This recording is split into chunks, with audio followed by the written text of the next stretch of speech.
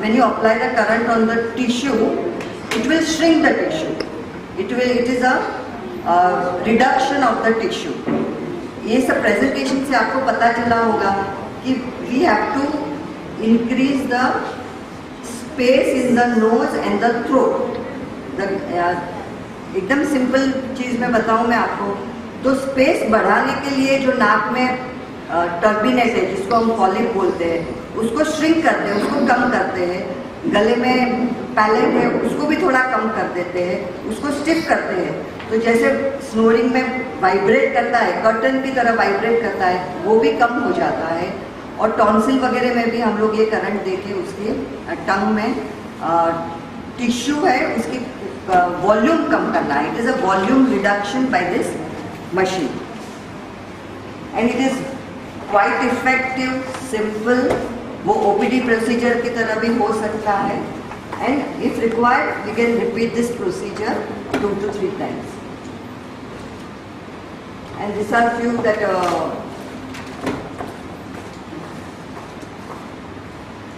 मैंने जैसे बताया वैसे ये रेडियो फ्रिक्वेंसी मशीन है, वो खाली पेशेंट जिनको स्नोरिंग है और mild to moderate sleep apnoea है, वही पेशेंट के लिए हम लोग यूज़ करते हैं. जो this is now I will show you the video how we use this machine in the nose. Nose में आप लोग को कभी पता चला होगा और देखा होगा आपने कि एक नाक में थोड़ा मसा जैसा होता है, जिसको हम हमारे लैंग्वेज में इंफीरियर टर्बिनेट बोलते हैं.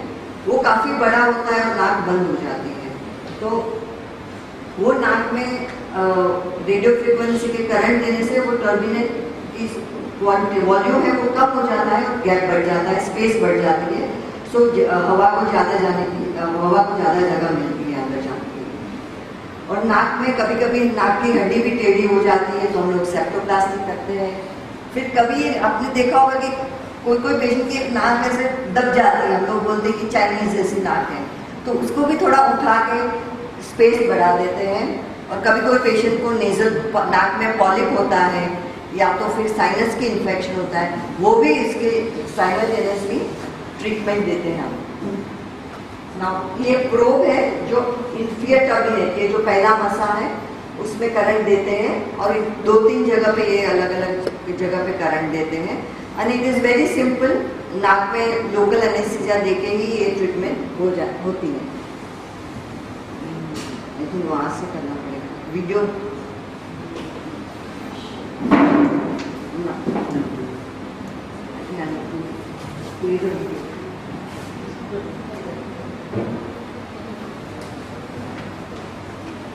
ये नाक का मसा है, इसमें पहले थोड़ा लोकल एनेस्थीसिया देके सुन किया गया है.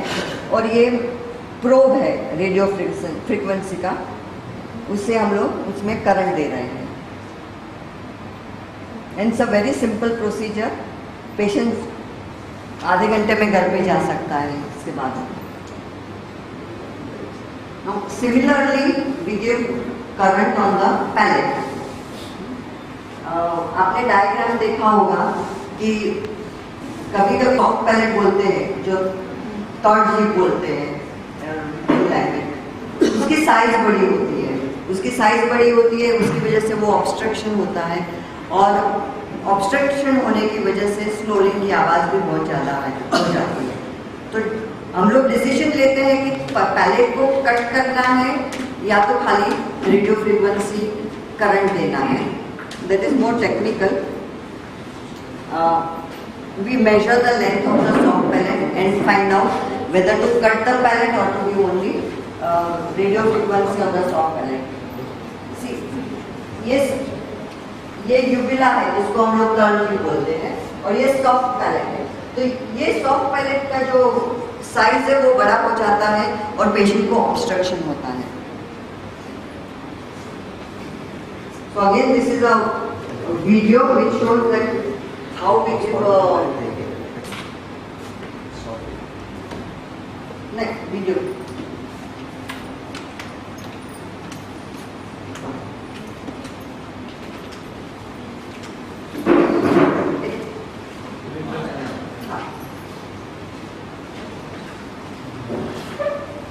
अगेन सॉफ्ट पैलेट में भी थोड़ा लोकल एनेस्थीसिया का पहले इंजेक्शन देते हैं, हाँ? और patient this is done only under local anaesthesia. और 3-4 जगह पे, अलग अलग जगह पे ये रेडियो फ्रिक्वेंसी के करंट दिए जाते हैं।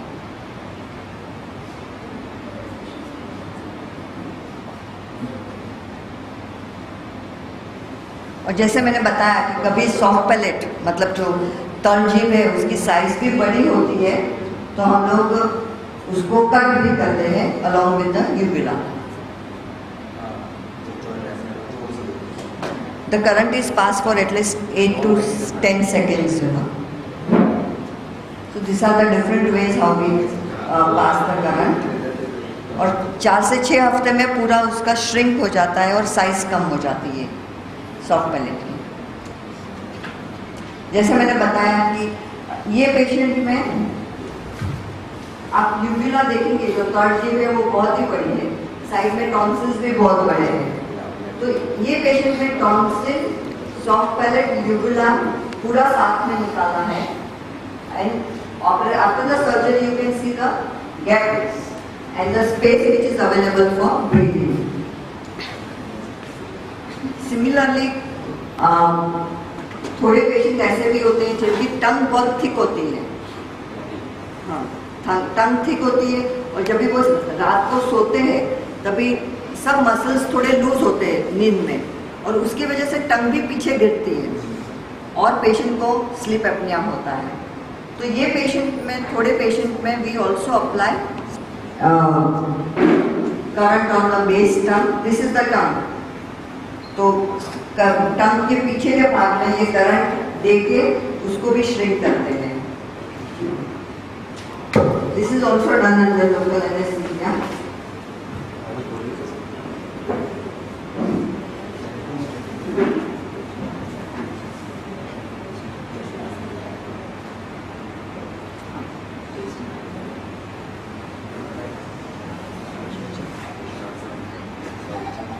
ये टंग का पार्ट है, उसको पुल करके,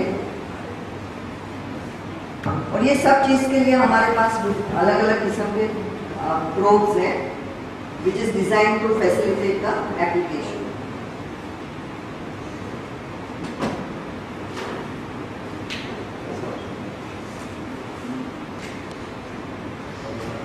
This is also done under local anesthesia. This is the patient who required a repeat RF application.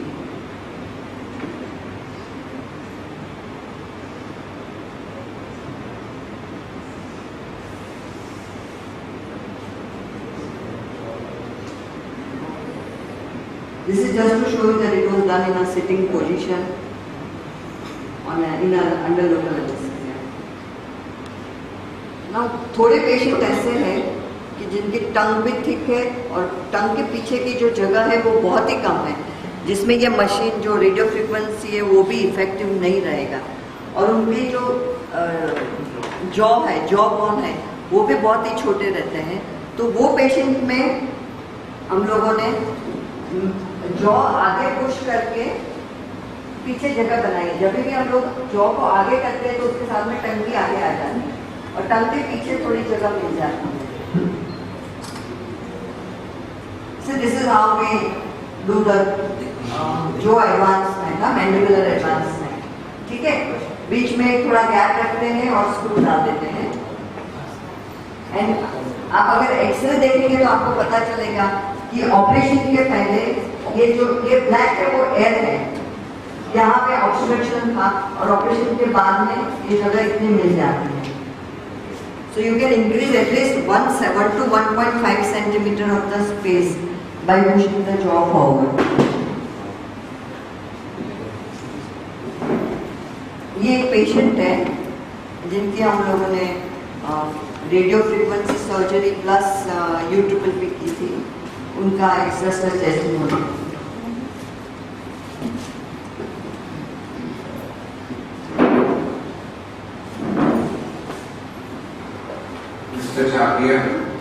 क्या समस्या लेके हमारे पास ट्रीटमेंट के लिए आए थे? मुझे नींद बराबर नहीं मिलती थी। रात को 2-3 बार मैं उठ के बैठ जाता था। मुझे पता भी नहीं चलता था कि मैं था और स्नोरिंग बहुत बहुत जोर से थी। मेरी वाइफ बहुत परेशान थी मेरी स्नोरिंग से। सुबह जब उठने का वक्त होता था तो उठ नहीं पाता था, मेरा सर बहुत हेवी लगता था और सो जाऊँ और थोड़ी देर सो जाऊँ, और उसके कारण मेरा ऑफिस में मैं लेट होता था, मेरे काम को बहुत असर होता था। दोपहर में भी पढ़ाते समय मुझे बहुत नींद आती थी। स्टूडेंट्स के सामने मैं सो जाता था, झपकियाँ खाता था, बहुत खराब लगता था, एम्बैरेसिंग लगता था। शाम को एकदम थका हुआ लगता था, 4-5 बजे तक एकदम थक जाता था। और ड्राइविंग के टाइम भी मुझे अक्सर नींद आती थी, डर लगता था और बहुत थकावट सी लगती थी। Mr. Chhabria was suffering from severe snoring and moderate obstructive sleep apnea. हमने नया रेडियो फ्रीक्वेंसी मेथड से उसका ट्रीटमेंट किया। मिस्टर छाबरिया, आपको अभी कैसा लग रहा है? मेरे सब प्रॉब्लम सॉल्व हो चुके हैं। जो मेरी नींद वैसा नींद में उठ के बैठता था, अभी बिल्कुल नहीं बैठता। चैन की नींद आती है, बहुत अच्छी तरह सोता हूँ। स्नोरिंग भी बहुत कम हो गई है, खलासी हो गई लगभग। मेरी वाइफ बहुत खुश है। और जो सुबह उठने का प्रॉब्लम था, अभी मैं बहुत जल्दी उठ जाता हूँ, 6 बजे उठ के इनफैक्ट वॉक पे भी जाता हूँ। और जो दिन में नींद आती थी स्टूडेंट्स के सामने एम्बैरेसिंग लगता था, अभी बिल्कुल नहीं, एकदम फ्रेश रहता हूँ, ताजा रहता हूँ। शाम को भी अच्छा लगता है एकदम, और एकदम एनर्जेटिक फील करता हूँ। कुछ भी ऐसा पहले जैसा कोई भी प्रॉब्लम नहीं रहा, एकदम बहुत डिफरेंस लगता है, बहुत अच्छा महसूस होता है। Thank you, Mr. Chhabria. Since he is a teacher, he runs a coaching classes, he could describe his symptoms very well, you know. So, अगर आपके पास कोई भी पेशेंट है जिनको स्नोरिंग और ऑब्स्ट्रक्टिव स्लीप एपनिया की बीमारी है, तो उनका डिटेल ये इवैल्यूएशन जरूरी है, उनकी स्लीप स्टडी भी जरूरत है, और उसके आगे क्या करना है, मतलब that doctor will decide. And thank you for not